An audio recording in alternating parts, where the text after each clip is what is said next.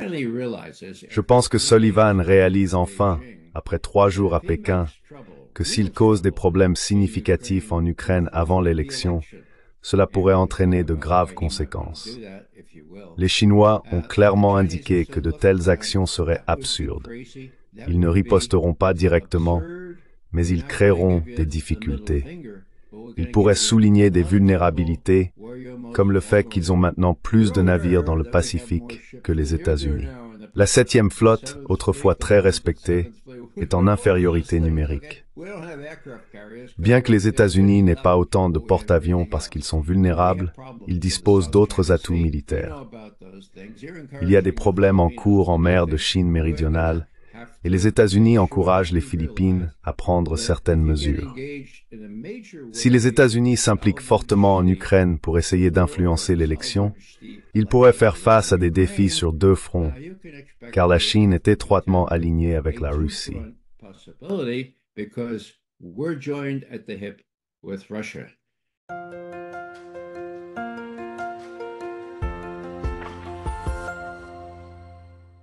Hello everybody. This is Pascal from Neutrality Studies. Bonjour à tous, je suis Pascal de Neutrality Studies et aujourd'hui j'ai le grand plaisir et privilège de parler à une légende du mouvement anti-guerre et pro-paix des États-Unis. Quelqu'un dont l'analyse professionnelle a même été entendue par le Conseil de sécurité de l'ONU l'année dernière. Je parle de Ray McGovern. Ray a servi comme analyste à la CIA pendant 27 ans.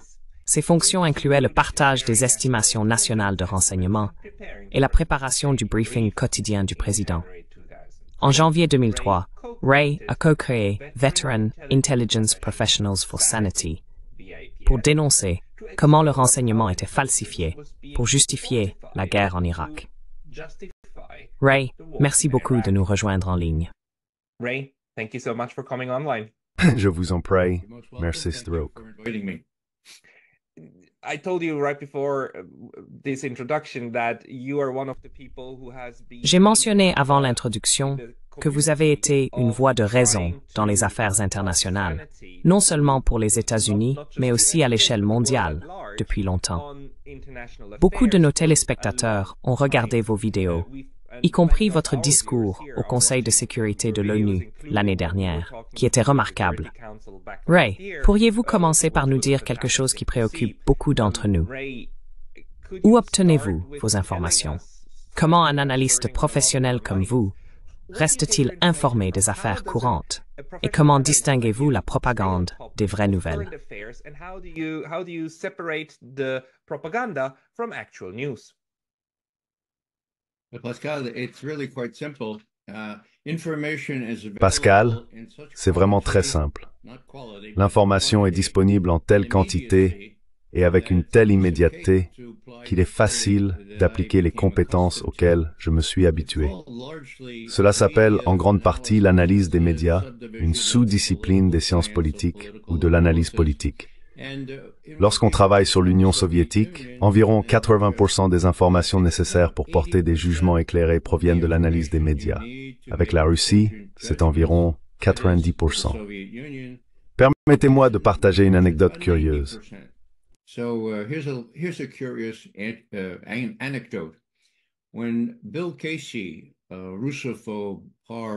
Lorsque Bill Casey, qui était un fin stratège, est devenu chef de la CIA, il s'est plaint dès la toute première réunion du cabinet. Il a dit « J'ai découvert que les analystes de la Russie, les analystes de l'Union soviétique, dépendent principalement de la lecture des journaux, de l'écoute des discours et des revues. Ils n'ont pas beaucoup d'espions. » Il croyait que nous ne pouvions pas savoir ce qui se passait en Union soviétique sans beaucoup d'espions. Je dois avouer que nous en avions quelques-uns, mais pas beaucoup. Nous avions finalement quelques images satellites, des conversations interceptées, des rapports d'ambassade et quelques espions.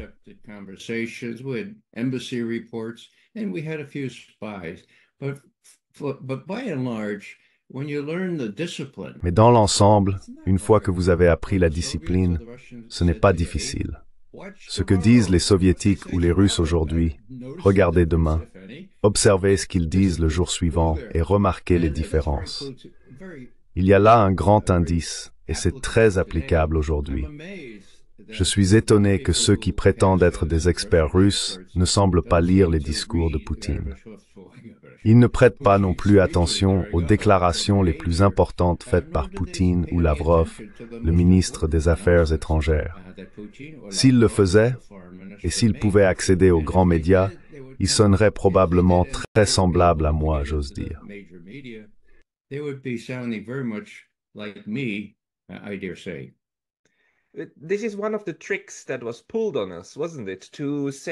C'est l'un des tours qui nous a été joué, n'est-ce pas? Dire que répéter quoi que ce soit que Lavrov ou M. Poutine ont déjà dit fait partie du récit russe, n'est-ce pas? Nous ne sommes pas autorisés, pour rester du bon côté de la société, à montrer de la compréhension pour la position russe. Cela rend impossible l'analyse du schéma action-réaction en cours. Mais c'est un phénomène relativement nouveau. Du moins, c'est ainsi que je le comprends. Il y a 20 ans, ce n'était pas le cas. Être un apologiste de Poutine, ou comprendre M. Poutine, n'était pas un crime. Maintenant, c'est devenu un crime de pensée. Comment interprétez-vous ce changement dans le récit public aux États-Unis concernant la tentative de comprendre la Russie?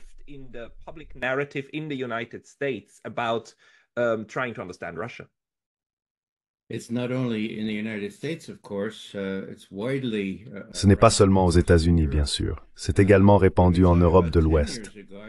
Laissez-moi vous dire, il y a environ 10 ans, j'étais en Allemagne. Je visite souvent l'Allemagne. J'ai vu un petit badge avec le visage de Poutine dessus, le genre que l'on met sur sa chemise. Il disait « Poutine Versteher ». Pour ceux qui ne connaissent pas l'allemand, cela signifie « quelqu'un qui comprend Poutine ». J'ai pensé « Wow, d'accord, il y a au moins quelques Allemands qui essayent de comprendre Poutine ». J'ai dit que j'en avais besoin d'un. Mais mon ami m'a averti en disant « Non, Dieu nous en préserve, ne porte pas ça. C'est péjoratif. Quiconque porte cela est vu comme un apologiste de Poutine ou dans la poche de Poutine. » J'étais vraiment choqué.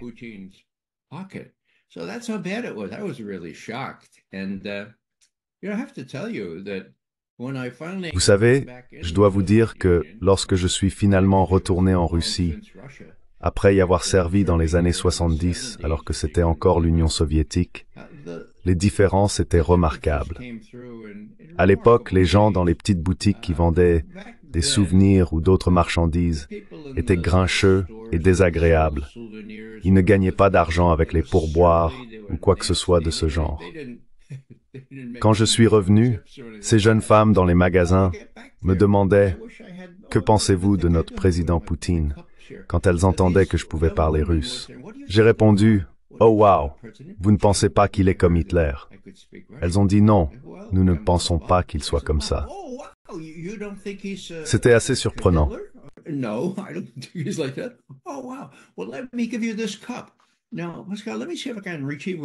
Eh bien, laissez-moi vous montrer cela.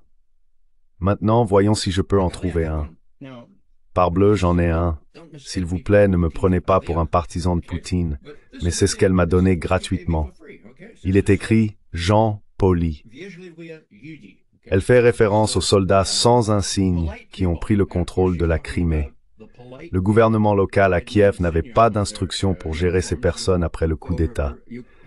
Donc, ces gens polis, comme on les appelait, allaient généralement dans ces endroits et disaient « Veuillez nous excuser, nous avons des instructions de Moscou, vous n'en avez pas, donc nous allons prendre le contrôle. » Personne n'a été tué lors de cette prise de contrôle. Et puis elle a dit « Maintenant, regardez de l'autre côté. »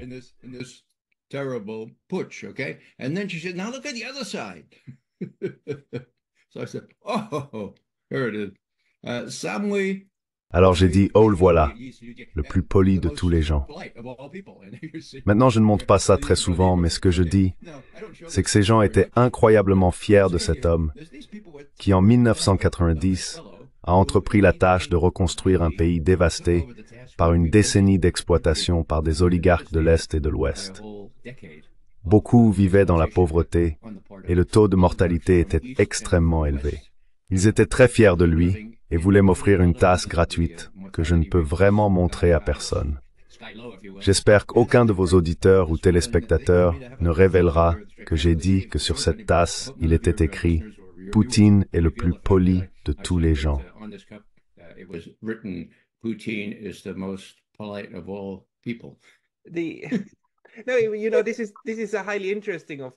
Vous savez, c'est très intéressant, bien sûr, et vous l'avez souligné. D'autres l'ont également souligné. Jeffrey Sachs a maintes fois mis en avant à quel point les années 1990 ont été horribles pour le peuple russe. Vladimir Poutine est arrivé au pouvoir en 1999 et il est au sommet de la politique russe depuis 25 ans. Si vous regardez les sondages d'opinion, les élections en Russie ont eu lieu l'année dernière, en 2023, si je me souviens bien. Il est maintenant en place pour au moins 5 ans de plus.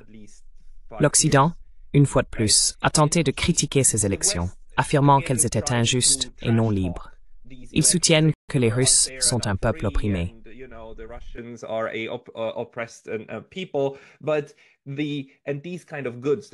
Mais ces types de biens que vous montrez ne sont qu'une partie de la machine de propagande.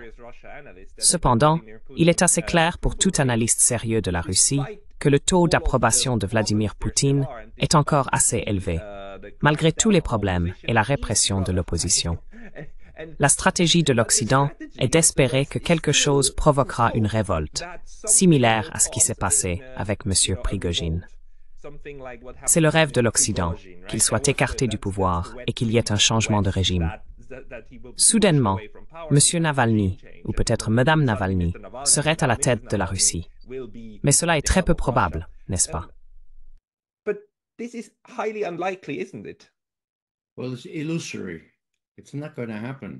Eh bien, c'est illusoire. Cela ne va pas arriver. Je veux dire, il pourrait être abattu, il pourrait y avoir un assassinat, mais c'est la seule façon pour quelqu'un se débarrasse de Vladimir Vladimirovitch Poutine. Cela fait 25 ans qu'il a pris le pouvoir en 1999. Vous avez mentionné Jeffrey Sachs, et il est éloquent parce qu'il était là.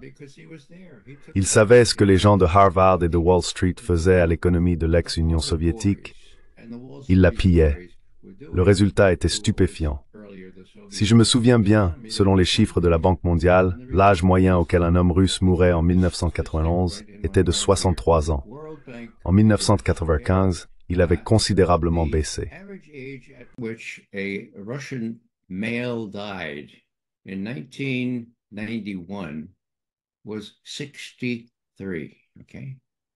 In 1995, it was 57. C'était 57. Faites le calcul. Ce sont des chiffres de la Banque mondiale, d'accord? Les gens mouraient dans les rues. Pendant ce temps, d'autres gagnaient beaucoup d'argent, comme les oligarques. Poutine semble les avoir gérés aussi bien que quiconque aurait pu le faire. Il en a coopté certains et mis d'autres en prison. Quand les jeunes en Russie entendent ces histoires de leurs parents, ils apprennent plus que simplement les nazis de la Seconde Guerre mondiale. Ils entendent parler de ceux qui ont profité de l'effondrement de l'Union soviétique.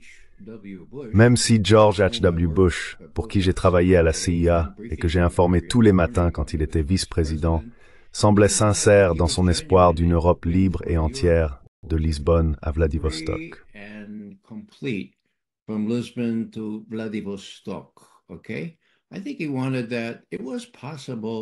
Je pense qu'il le voulait. C'était possible. Son secrétaire d'État, James Baker, avait promis que l'OTAN ne se déplacerait pas d'un pouce vers l'Est. C'était une chose possible. Quelle tragédie que nous n'ayons pas saisi l'opportunité lorsque le président Clinton a été interrogé sur l'adhésion de la Russie à l'OTAN. Pourquoi pas? La Russie était en train de s'effondrer. Maintenant, bien sûr, le reste de l'histoire est que Poutine a tendu la main à l'Occident. Il s'attendait pleinement à une certaine coopération, mais n'en a reçu aucune. Finalement, il a dit, « D'accord, vous sortez du traité ABM, du traité INF et du traité Ciel ouvert. Pourquoi ?» Et nous avons dit, « Cela ne vous regarde pas. » Alors il a dit, « D'accord, eh bien, je vais devoir renforcer notre armée pour faire face à cela. »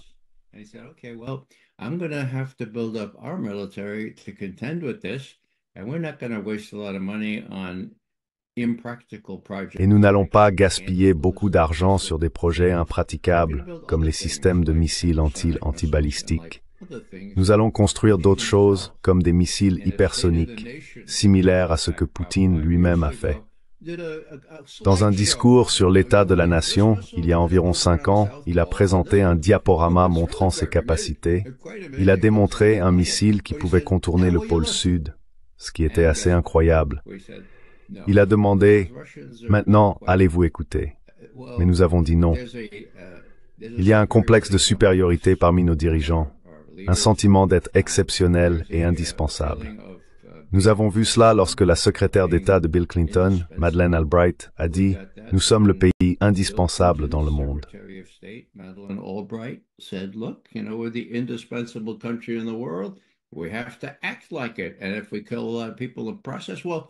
Nous devons agir en conséquence. Et si nous tuons beaucoup de gens dans le processus, eh bien, à quoi sert cette armée? À quoi sert cette merveilleuse armée? C'était fou. Maintenant, le président Biden cite souvent Madeleine Albright, disant qu'elle avait raison. Nous sommes le pays indispensable dans le monde, mais ce n'est plus le cas. Dans ses interviews comme celle sur 60 minutes, l'intervieweur demande « Vous êtes vraiment dans cette guerre par procuration en Ukraine, et le Moyen-Orient est pleinement important. Pensez-vous, Monsieur le Président, que vous pouvez gérer une guerre sur 2 fronts ?» Il regarde l'intervieweur comme s'il venait de Mars et dit « Quoi ?»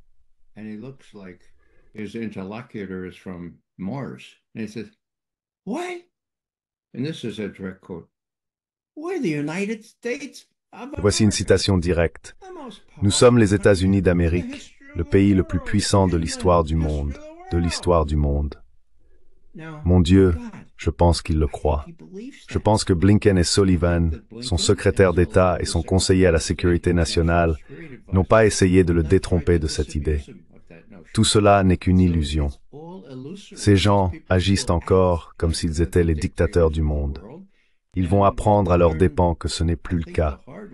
Lorsque la réunion des BRICS aura lieu en octobre et que le traité entre l'Iran et la Russie sera signé, ce qui je pense est un traité de 10 ans, très proche d'un traité de défense mutuelle, ce sera significatif. Quand tout le monde se réunira dans les BRICS, y compris les nouveaux membres, ce sera une révélation ou une manifestation de ce que le monde est devenu.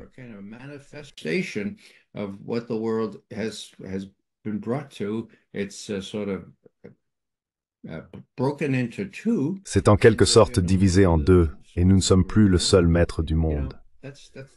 C'est là le cœur du problème. Permettez-moi d'ajouter une chose de plus. La dernière chance qu'avait Poutine de persuader notre président, qui était le président Obama à l'époque, d'agir de manière plus raisonnable envers la Russie, était lors d'une attaque au gaz sarin sous faux drapeau à l'extérieur de Damas en août 2013. John Kerry a immédiatement affirmé 34 fois que c'était Bachar al-Assad qui avait fait cela, même si cela n'avait aucun sens, car Assad et ses forces gagnaient dans cette région. Mais c'était le récit. Cela violait la soi-disant ligne rouge d'Obama, et il était sous pression. Il admet que tous ceux qui le conseillaient poussaient pour une guerre ouverte contre la Syrie, pas seulement des opérations secrètes de la CIA. Il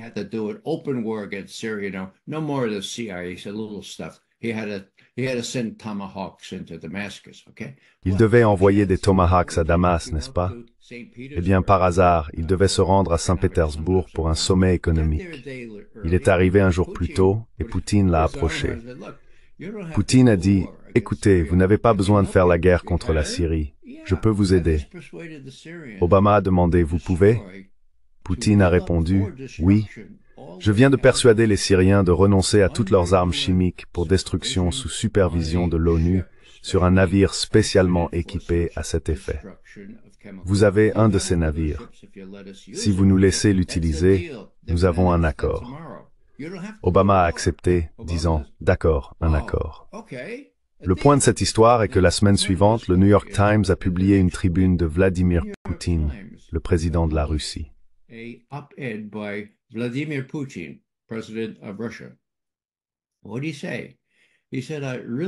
Que a-t-il dit? Il a dit « Je me réjouis vraiment de l'esprit de confiance qui s'est développé, non seulement entre nos 2 pays, mais entre le président Obama et moi, personnellement. La seule chose avec laquelle j'ai un problème, c'est cette notion, comme l'a mentionné le président Obama la semaine dernière, que les États-Unis sont le pays exceptionnel du monde. Je ne suis pas d'accord avec cette notion. Je pense qu'il n'y a pas de pays exceptionnel. Je pense qu'il y a des pays riches, des pays pauvres, des gens proches de la démocratie et d'autres pas loin de la démocratie. Mais je pense que lorsque Dieu regarde toutes ces nations, il dit qu'elles sont toutes égales. Point. Fin de citation. Maintenant, j'ai appris à l'époque d'une source assez fiable que Poutine a rédigé ce dernier paragraphe tout seul, celui que je viens de paraphraser pour vous.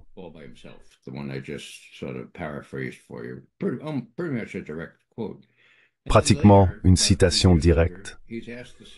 Puis environ 2 ans plus tard, on lui pose une question similaire et il répond presque mot pour mot ce qu'il a dit dans l'article d'opinion du New York Times. C'était le 12 septembre 2013. Il y avait une confiance croissante et une différence d'opinion sur la question de savoir si un pays peut être exceptionnel, mais avec des bras ouverts, il pouvait traiter. Il a explicitement dit que s'il pouvait résoudre la situation en Syrie, il pourrait parvenir à des accords sur d'autres questions. C'était en septembre 2013. 6 mois plus tard, Victoria Nuland et d'autres ont orchestré un coup d'État à Kiev, remplaçant le gouvernement dûment élu de Yanukovych. Le nouveau gouvernement a exprimé le désir de rejoindre l'OTAN et les États-Unis ont reconnu ce gouvernement issu du coup d'État, considérant comme une excellente idée.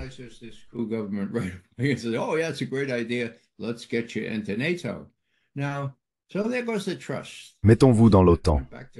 Ainsi va la confiance qui remonte à James Baker en 1990, lorsque H.W. Bush était encore président. En février 1990, Baker a fait la promesse que l'OTAN ne s'étendrait pas. Cependant, Clinton a commencé à l'élargir et elle a doublé de taille. La tentative d'intégrer l'Ukraine dans l'OTAN a été marquée par ce coup d'État. La plupart des gens ne savent pas que cela a été qualifié de coup d'État le plus flagrant de l'histoire. Pourquoi? Parce que Victoria Nuland a été capturée lors d'une conversation téléphonique interceptée avec notre ambassadeur à Kiev, Jeffrey Piat. Elle a dit, « D'accord, Jeffrey, nous avons tout organisé ici.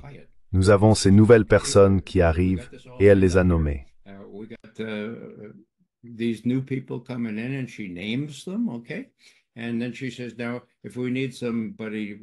D'accord. Et puis elle dit, si nous avons besoin de quelqu'un avec un profil international, Joe Biden, le vice-président, dit qu'il viendra conclure l'affaire. Et bien sûr, c'est ce que nous avons en tête. C'était une conversation interceptée. Je ne sais pas qui l'a interceptée, peut-être les Russes, mais elle était authentique. Elle dit aussi, quand Piat demande pieusement, qu'en est-il de l'UAPW? L'humain homme ne va aimer un coup d'État ici en Europe? Elle répond, F, l'U, A. Je ne vais pas dire le mot, mais vous savez ce que c'est, n'est-ce pas? Une raison pour laquelle nous savons que c'est une conversation interceptée authentique est que 2 jours plus tard, Victoria Nuland s'est excusée auprès de nos alliés disant « Oh non, j'aime l'UNOWIV, je ne voulais pas vraiment dire ça. » Donc, il y a la reconnaissance que c'était réel.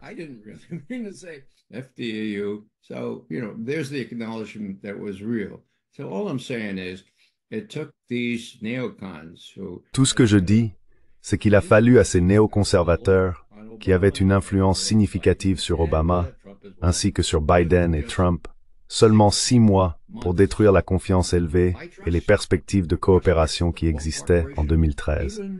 Ils ont créé une situation juste à la frontière de la Russie, et nous en subissons les conséquences maintenant.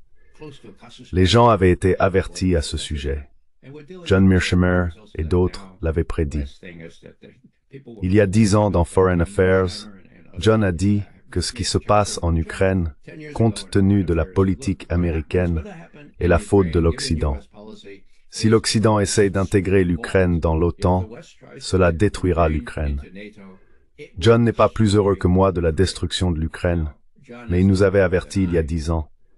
Nous continuons à avertir et l'Ukraine continue d'être détruite à l'heure où nous parlons.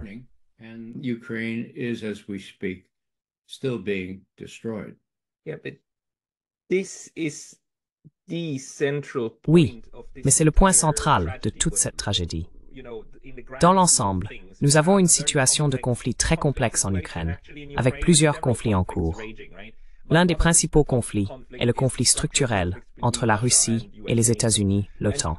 Le principal problème pour moi est que je ne peux pas discerner qui dirige la politique étrangère des États-Unis envers la Russie.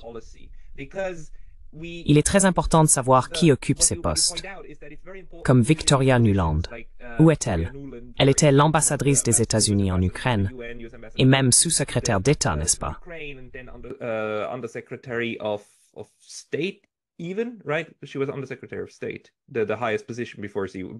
Elle était sous-secrétaire d'État, le poste le plus élevé qu'elle ait occupé auparavant.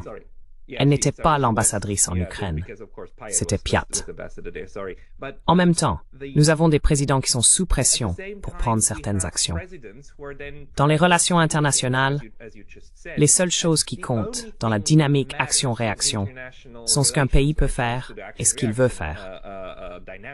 Nous savons que les personnes en charge surestiment fortement ce que les États-Unis peuvent faire. Mais cela n'a même pas d'importance, car s'ils croient qu'ils peuvent, ils essaieront de le faire, même s'ils ne le peuvent pas.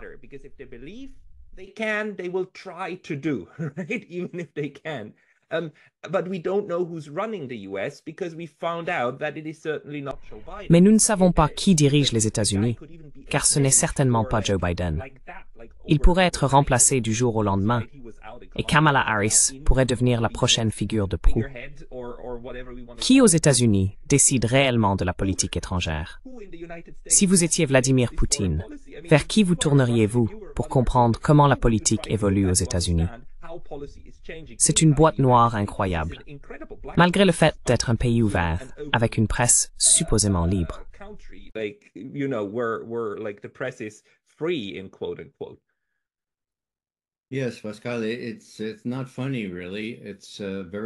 Oui, Pascal, ce n'est vraiment pas drôle. C'est très étrange. J'ai passé un demi-siècle à observer les dirigeants russes et soviétiques. Si je me mets à la place de Poutine et que je ne sais pas qui dirige la politique américaine, c'est inquiétant. Je dois anticiper le pire. Maintenant, il n'a pas besoin d'être paranoïaque pour penser que Blinken et Sullivan dirigent la politique américaine.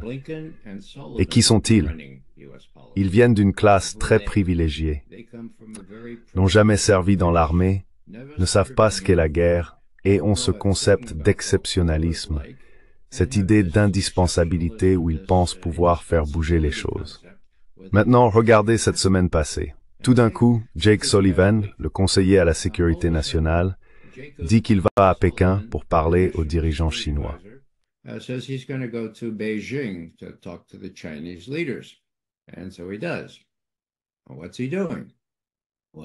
Et c'est ce qu'il fait. Que fait-il? Eh bien, beaucoup de mes amis spécialistes de la Chine ont dit qu'il allait leur dire d'être gentil avec les Ouïghours et tout ça. J'ai dit non, il ne le fera pas. Ce qu'il va faire, c'est sonder les Chinois sur ce qu'ils feront si les États-Unis augmentent leur implication en Europe, en particulier en Ukraine.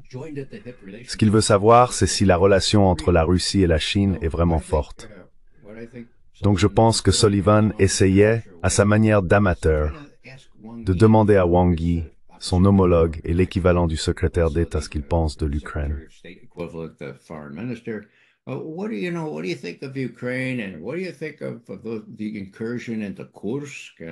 Et que pensez-vous de l'incursion à Koursk? Nous avons une élection qui approche dans environ 2 mois, et nous devrions peut-être envisager d'autres options. Alors, allez-vous venir nous causer des ennuis si nous infligeons une véritable défaite aux Russes? J'ai demandé à mes amis analystes chinois si le royaume du milieu avait une façon d'exprimer une forte désapprobation, comme faire un doigt d'honneur. La réponse a été non. Ils sont bien trop polis pour cela. À la place, ils disent simplement « c'est absurde ». C'est leur équivalent du doigt d'honneur. Absurde est ce qu'ils disent de la politique américaine. C'est absurde.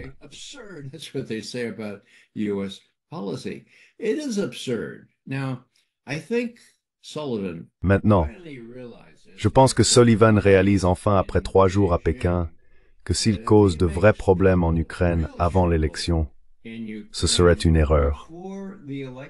Nous pouvons discuter des raisons pour lesquelles il pourrait envisager de le faire. Mais les Chinois ont dit, écoutez, ce serait fou, ce serait absurde. Nous n'allons pas vous faire un doigt d'honneur, mais nous allons vous causer beaucoup de problèmes là où vous êtes le plus vulnérable. Vous savez que nous avons maintenant plus de navires que vous dans le Pacifique. La 7e flotte, la célèbre 7e flotte, nous en avons plus. D'accord? Nous n'avons pas de porte-avions parce qu'ils sont stationnés ailleurs, mais nous avons tout le reste. Et nous avons des problèmes en mer de Chine méridionale. Vous en êtes conscient. Vous encouragez les Philippins à prendre certaines mesures.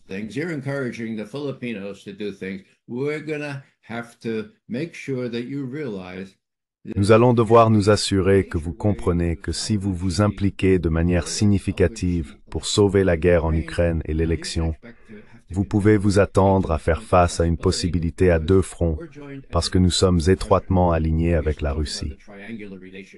Nous parlions autrefois de la relation triangulaire, Pascal. Nous disions que la Russie, la Chine et les États-Unis formaient un triangle équilatéral. Maintenant, c'est devenu un triangle isocèle avec la Chine et la Russie comme côtés les plus longs. Soyons honnêtes, les États-Unis sont en bas. C'est beaucoup plus petit et a le mauvais bout du bâton, pour le dire simplement. Sullivan et Blinken ne l'ont pas réalisé.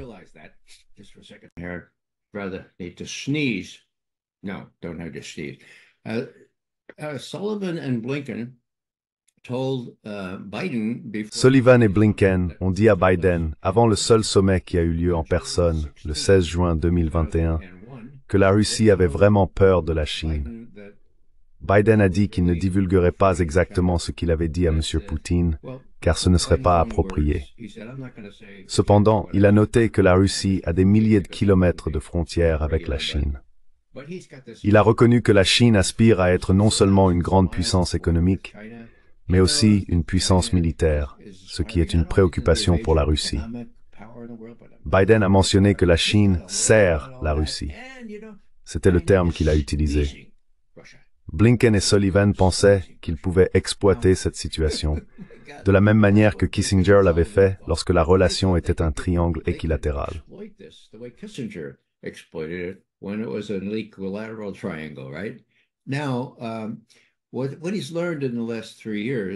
Ce qu'il a appris au cours des 3 dernières années est vraiment important. Je pense qu'il a reçu un avertissement sévère lorsqu'il a rencontré Wang Yi et Xi Jinping hier ou avant-hier. Espérons qu'ils reviennent et disent à Tony Blinken, « Mon Dieu, ces Chinois sont assez durs maintenant. » Ils disent, « Écoutez, si vous faites quelque chose de vraiment nuisible, soit en Ukraine, soit au Moyen-Orient, où nous avons des intérêts significatifs liés au pétrole et à d'autres choses, vous allez faire face à des ennemis non seulement en Russie, mais aussi ici en Extrême-Orient. Sans parler des Iraniens, qui font maintenant partie des BRICS et de l'Organisation de coopération de Shanghai, russo-chinoise, parmi d'autres alliances.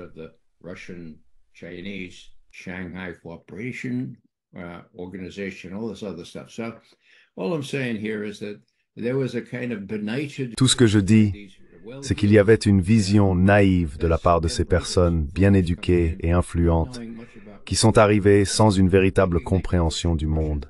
Ils pensaient pouvoir bousculer la Russie et la Chine. Que Dieu nous aide.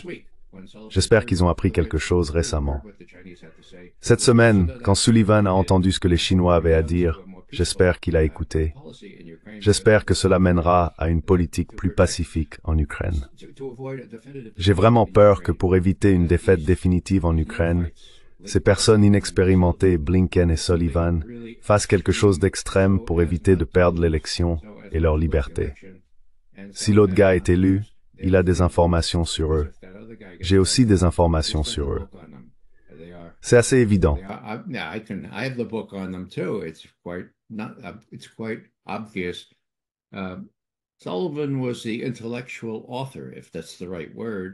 Sullivan était l'auteur intellectuel, si c'est le bon mot, du Russiagate.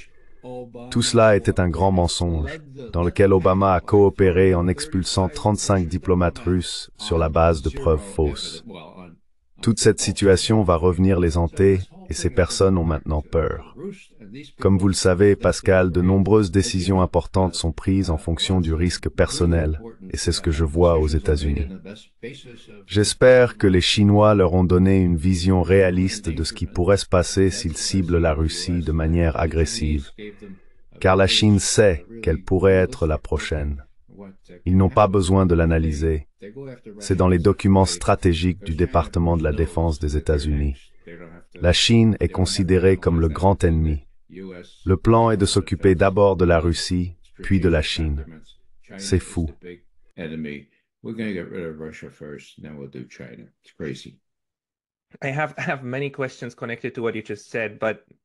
J'ai beaucoup de questions sur ce que vous venez de dire. Mais de quoi vous inquiétez-vous? Que pourraient faire ces personnes? Si vous avez raison, et que ce sont principalement Sullivan et Blinken, accompagnés d'un groupe d'autres néoconservateurs extrêmes actuellement au pouvoir, et qu'ils savent qu'il ne leur reste que quelques mois, que pourrait-il se passer? L'élection est en novembre, et le transfert de pouvoir a lieu en janvier. Donc, il leur reste environ 2 mois et quelques jours. Que peuvent-ils faire en Ukraine, qui serait si dévastateur? Comment pourrait-il arrêter l'effondrement des forces ukrainiennes dans le Donbass et faire en sorte que cela ressemble à une victoire pour l'administration Biden? Qu'est-ce qui vous traverse l'esprit?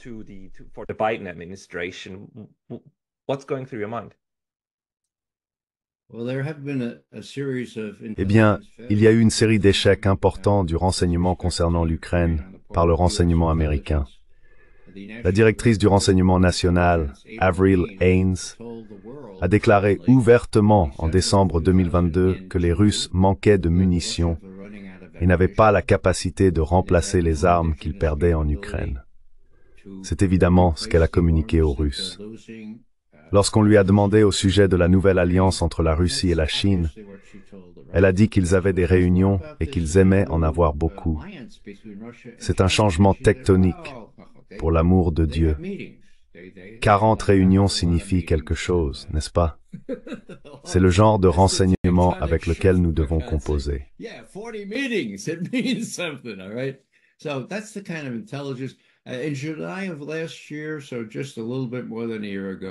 En juillet de l'année dernière, il y a un peu plus d'1 an, le président a été instruit de dire le 13 juillet, alors qu'il était à Helsinki, que Poutine avait déjà perdu en Ukraine. Le chef de la CIA était d'accord, affirmant que l'incapacité de l'armée russe à l'emporter était évidente pour le monde entier. Ce que je dis, c'est qu'il y a eu une terrible mauvaise interprétation de la situation. Ce n'étaient pas les Russes qui manquaient de munitions. C'était l'Occident. Pourquoi l'Occident manquait-il de l'obus de base de 155 mm? Parce qu'il n'y avait pas de besoin perçu de produire ces obus, car les Russes n'étaient pas considérés comme une menace jusqu'à ce que le gouvernement à Kiev soit renversé.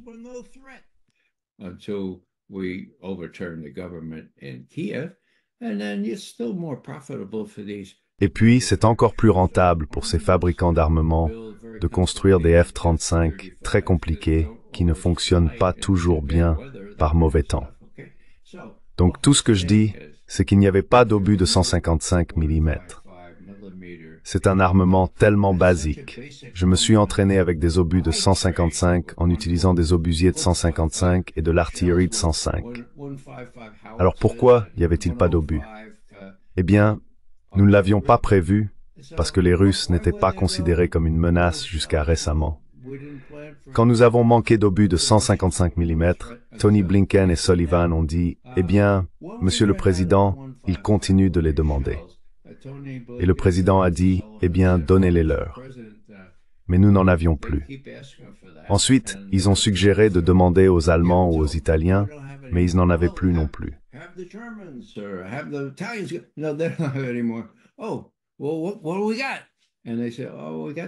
Oh, eh bien, qu'avons-nous? Et ils ont dit, oh, nous avons ces munitions à sous-munitions. Maintenant, elles sont interdites par de nombreux pays et elles sont assez dévastatrices. Mais nous les avons. Elles sont sur l'étagère. Oui, nous allons les utiliser pour l'amour de Dieu. Et donc, ils sont passés aux munitions à sous-munitions. Maintenant, je pense qu'ils sont probablement à court de munitions à sous-munitions maintenant. Alors, que vont-ils faire? Quoi d'autre est sur l'étagère?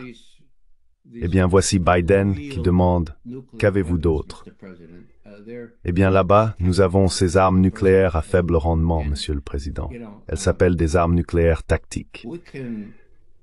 Et vous savez, nous pouvons éviter ou contrecarrer une victoire russe définitive en Ukraine avec juste une de ces choses.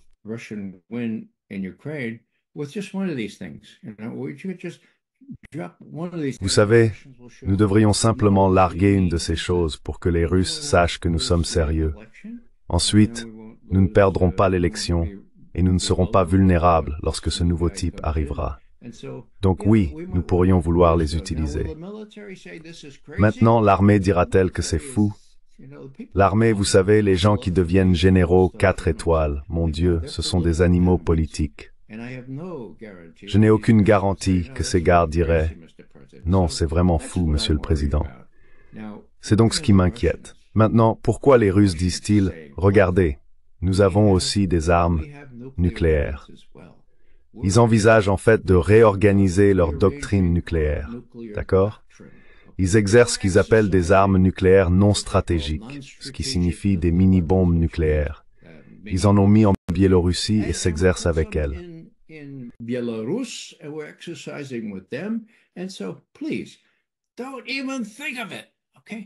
S'il vous plaît, n'y pensez même pas, d'accord? Je vois ces déclarations russes comme préventives, servant de moyen de dissuasion. Ils disent, écoutez les gars, ne pensez pas que vous pouvez faire ça parce que vous ne pouvez pas. Nous les avons aussi, et nous avons tout autant de mini-bombes nucléaires, et nous pouvons les utiliser aussi. Alors s'il vous plaît, n'y pensez même pas. Lavrov a mentionné il y a environ 6 mois, vous, les Américains, êtes très chanceux. Pendant la Seconde Guerre mondiale, par exemple, vous aviez 2 grands océans derrière lesquels vous cachez. Ce n'est plus le cas. Les océans n'ont plus d'importance. Alors ne pensez pas que vous n'êtes pas susceptible de représailles. Maintenant, est-ce que je pense que les Russes vont frapper Washington? Non. Est-ce que je pense qu'ils pourraient cibler des bases aériennes en Roumanie ou en Pologne? Eh bien, ils pourraient. Washington risquerait-il des représailles de la part de la Russie en faisant quelque chose de fou?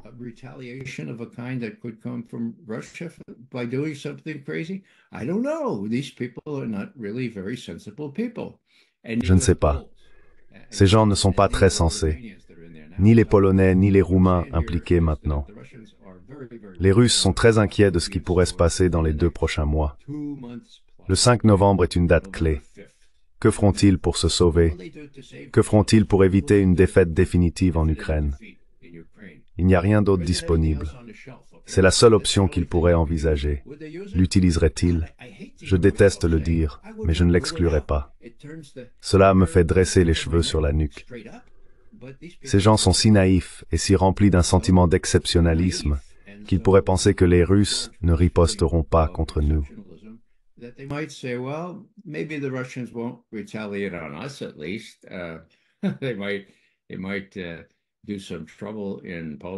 Ils pourraient causer des problèmes en Pologne ou dans l'un des États baltes, ou partout où ils voient les aérodromes.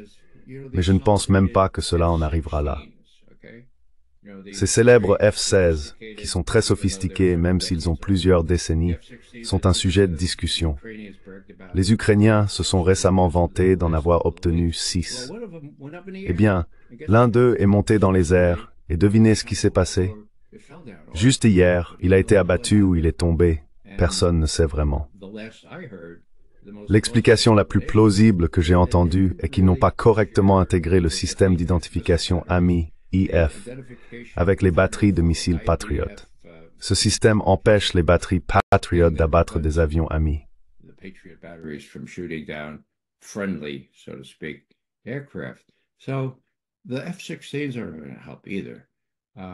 Donc, les F-16 ne vont pas aider non plus. Quand les F-16 ont-ils été introduits dans la discussion publique?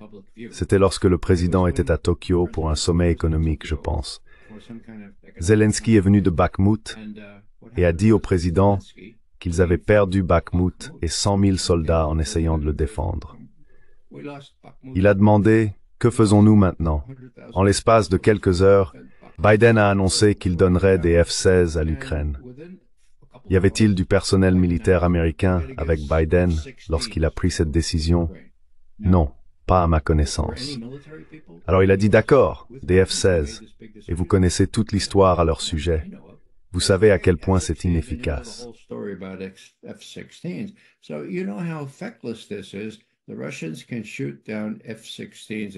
Les Russes peuvent abattre des F-16 dès qu'ils décollent, si les batteries de missiles patriotes américaines ne les abattent pas d'abord. Il y a un autre point à mentionner. Aux États-Unis, y compris dans l'armée, la structure est telle que les personnes qui atteignent le sommet ne peuvent souvent pas dire non. J'étais moi-même officier de l'armée dans l'infanterie et le renseignement, donc je le sais de première main.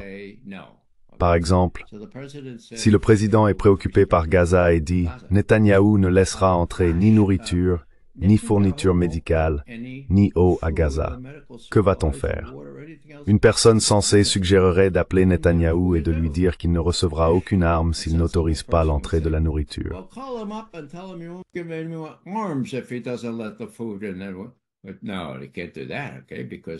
Mais non, ils ne peuvent pas faire ça parce que cela mettrait le président et les démocrates en difficulté avec le lobby israélien. Alors qu'ont-ils dit? Eh bien, Monsieur le Président, je ne sais pas quoi faire. Il a dit, hey, que diriez-vous de construire un quai? Que diriez-vous d'un quai? Oui, vous, le corps des ingénieurs, vous construisez de superbes quais. Faisons un quai à Gaza, d'accord? À mon époque, le chef du corps des ingénieurs aurait dit, Monsieur le Président, nous ne pouvons pas construire ce type de quai dans ce type d'eau parce qu'il va être détruit. Et en plus, Monsieur le Président, quand ces marchandises arriveront sur le quai depuis Chypre ou ailleurs, quelle est la garantie que les Israéliens les laisseront passer là où elles doivent aller? Il y a déjà des milliers de camions alignés.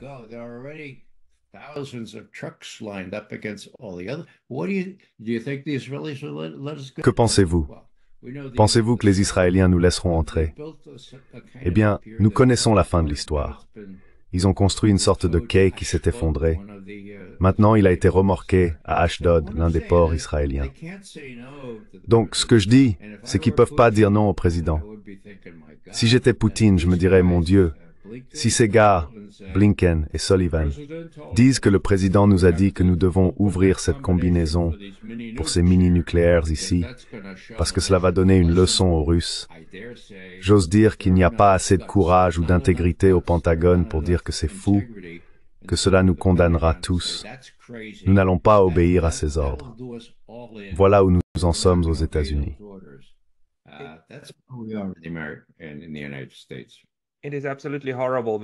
Il est absolument horrible que nous soyons maintenant plus proches d'un échange nucléaire qu'au cours des années 1960 avec la crise des missiles de Cuba. C'est absolument effrayant.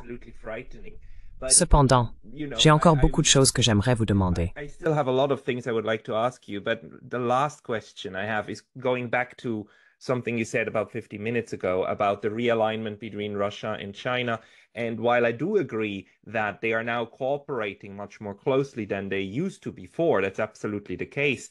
The cooperation that's going on is not La coopération qui se déroule actuellement n'est pas exactement la même que celle que les États-Unis ont construite au cours des 60 ou 70 dernières années avec leur système d'alliance. Les États-Unis et l'OTAN ont joué un jeu d'alliance militaire strict pour projeter leur puissance. C'est un système de moyeux et de rayons où les États-Unis dictent clairement les règles, même si l'OTAN prétend que tout le monde est égal.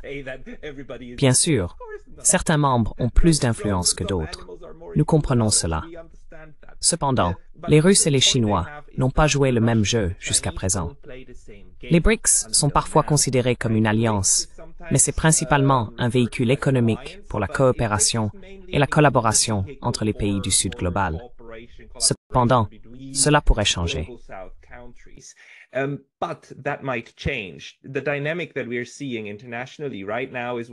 La dynamique que nous observons actuellement à l'international implique des alliances militaires solides et des pays coopérants. Nous avons vu Vladimir Poutine visiter la Corée du Nord et selon l'agence de presse nord-coréenne, ils ont conclu ce qui semble être la chose la plus proche d'un véritable traité militaire. Vous avez mentionné qu'ils travaillent sur quelque chose de similaire avec l'Iran. Pensez-vous que les Russes et les Chinois se dirigent maintenant lentement vers la création de structures militaires entre eux pour contrebalancer? Je ne pense pas qu'ils veuillent jouer à ce jeu, mais s'ils le font, cela changerait la dynamique. Comment le voyez-vous?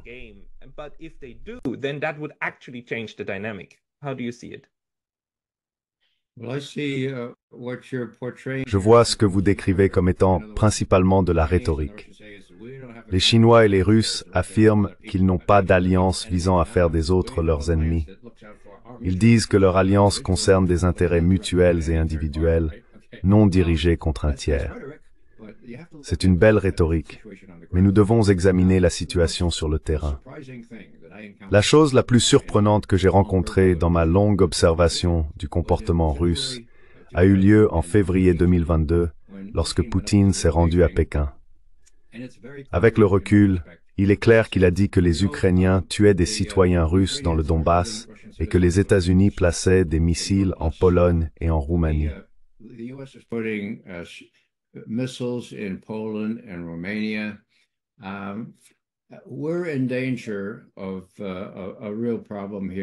Nous sommes en danger d'un véritable problème ici à nos frontières. Nous pensons que nous devrons peut-être intervenir là-bas. Nous pensons que nous devrons peut-être envahir l'Ukraine. Maintenant, à quoi s'attendait Poutine en réaction? Mon Dieu. La politique fondamentale de la Chine est basée sur le principe de non-intervention. Vous n'intervenez pas dans les affaires internes d'autres pays. Vous n'envahissez pas d'autres pays. Vous ne faites jamais cela. C'est leur politique de base. Au lieu de cela, quand Poutine dit que nous devrons peut-être envahir, mon avis est que Xi Jinping a dit « Vous voulez dire après les Jeux olympiques d'hiver, n'est-ce pas ?» En d'autres termes, il a donné son approbation. Il a dit « Écoutez, nous reconnaissons ce que vous devez faire. Allez-y et faites-le, mais pas avant la fin des Jeux olympiques. »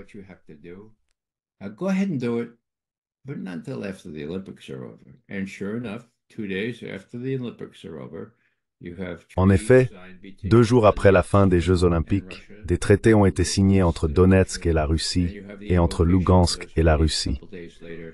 Puis ces traités ont été invoqués.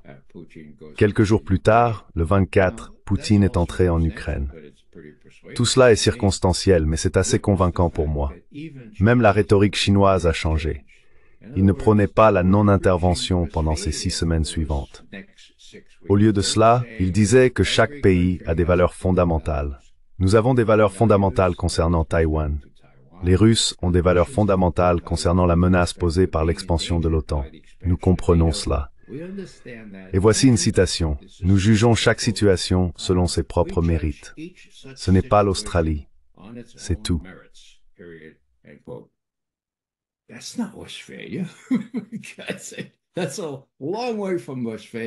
C'est très loin de l'Australie. Alors à quoi cela est-il attribué? Les Chinois savent qui sont les prochains, bon sang. C'est très clair qui sont les prochains. La dernière chose qu'ils vont faire, c'est permettre que la Russie soit vaincue à l'ouest. La Russie est tout à fait capable de gérer les choses par elle-même. Je pense qu'ils reçoivent probablement des puces ou des fournitures de la Chine, mais ce n'est pas essentiel à la défense de la Russie. La Chine a apporté à la Russie un soutien que personne n'attendait. J'ai été surpris. Je le reproche à mes collègues analystes chinois, parce qu'ils m'ont tous dit que la Chine n'accepterait jamais que les Russes entrent en Ukraine. Écartez cette possibilité. Nous, les analystes russes, blâmons toujours ce qui se passe sur les analystes chinois, si cela a à voir avec ce que fait la Chine.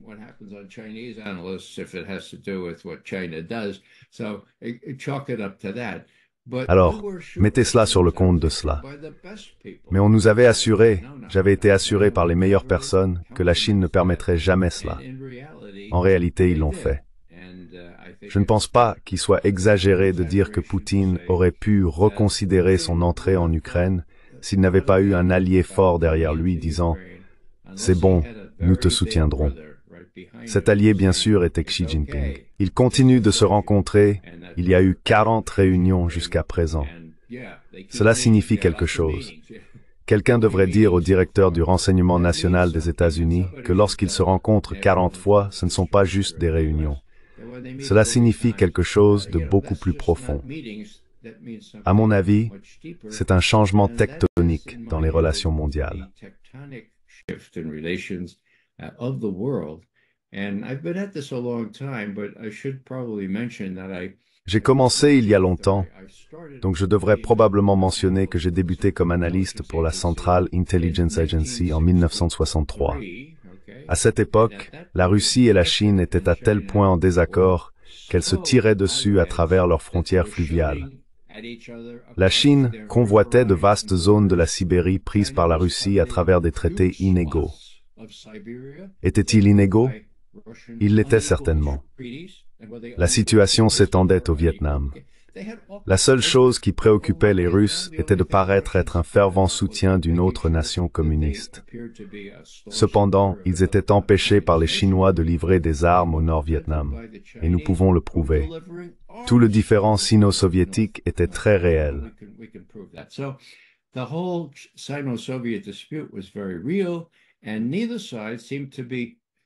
Aucun des deux camps ne semblait capable de sortir de ce paradigme autodestructeur, où tout ce qu'ils faisaient était conditionné par leur haine mutuelle. Comme je l'ai mentionné auparavant, Kissinger et Nixon étaient intelligents. Vous pouvez dire ce que vous voulez de Kissinger, ce n'est pas ma personne préférée, et Nixon non plus, mais ils étaient intelligents. Lorsqu'ils ont vu le tableau que nous dépeignions de l'animosité sino-soviétique, ils sont venus nous voir, les analystes russes, et ont demandé si nous pensions qu'ils pouvaient en tirer parti. Nous avons demandé, « Eh bien, qu'avez-vous en tête ?» Ils ont dit, « Nous envisageons d'aller à Pékin. » Maintenant, ils nous ont pas demandé au préalable, mais ils y sont allés. Kissinger est allé en premier, puis Nixon a suivi en janvier de 1972. Que s'est-il passé ensuite?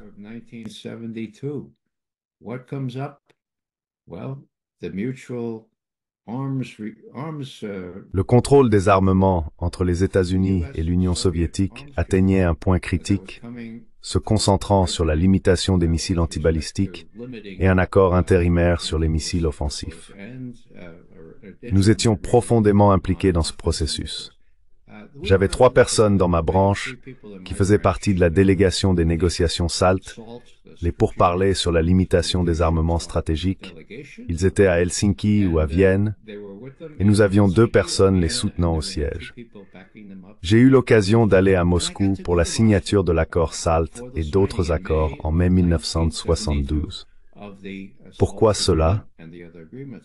C'était en partie parce que les Russes avaient tellement peur que les Chinois améliorent leurs relations avec les États-Unis avant eux, qu'ils se sentaient obligés d'agir de manière plus responsable.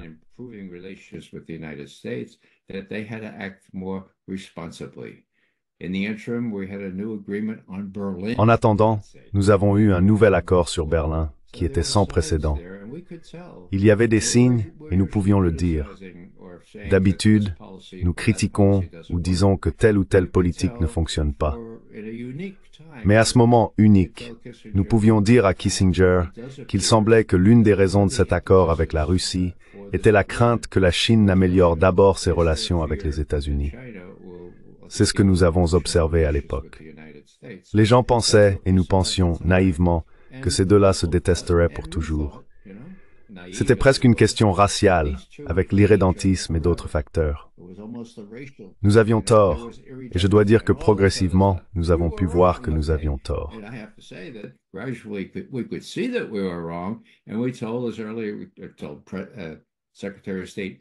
Et nous avons dit au secrétaire d'État Shultz, « Écoutez, il semble qu'ils mettent leurs différences de côté et coopèrent d'une manière que vous n'avez jamais vue auparavant. » Cependant, nous avions toujours la conviction de dire, si Poutine décide qu'il doit entrer en Ukraine, pensez-vous que les Chinois soutiendraient cela? Je ne pouvais pas croire qu'ils le feraient, mais ils l'ont fait. Cela marque un changement significatif, avec la Chine voyant ses propres intérêts prévaloir ici. Il parle à nouveau de Westphalie. Avec cette alliance, elle est très forte. Je pense que les Chinois et les Russes ont raison de la décrire comme une alliance sans limite supérieure.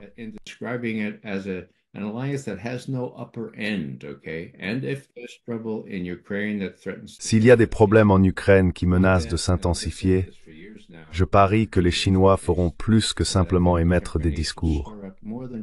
Je le dis depuis au moins 2 ans.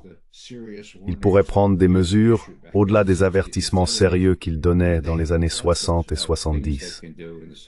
Ils ont de nombreuses options en mer de Chine méridionale, bien que peut-être pas autant dans le détroit de Taïwan. Il pourrait potentiellement menacer d'une guerre sur 2 fronts. Cependant, les dirigeants à Washington qui gèrent la politique étrangère ne comprennent peut-être pas encore pleinement cela.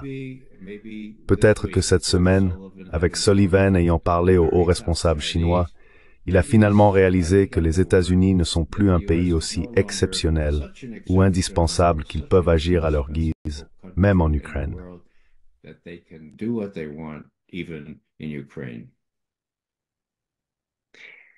Ray, c'est très éclairant et j'ai encore beaucoup de choses que je veux discuter. Peut-être pourrions-nous faire une autre session dans les semaines à venir. Merci beaucoup du fond du cœur pour toutes vos analyses et votre excellent travail. Ray, où les gens devraient-ils aller pour vous suivre? Quelle est la meilleure façon pour eux d'accéder à vos analyses?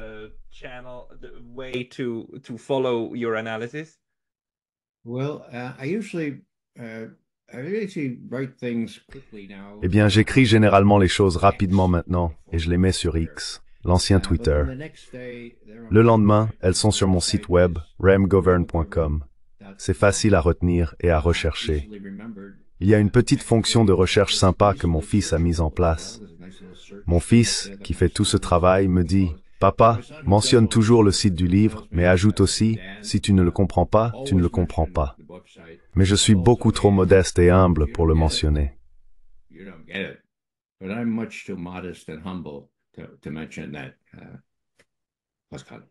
Merci beaucoup, tout le monde. Allez sur X et visitez le site web de Ray. Tout sera lié ci-dessus. Ray McGovern, merci beaucoup. Thank you very much. Merci. God.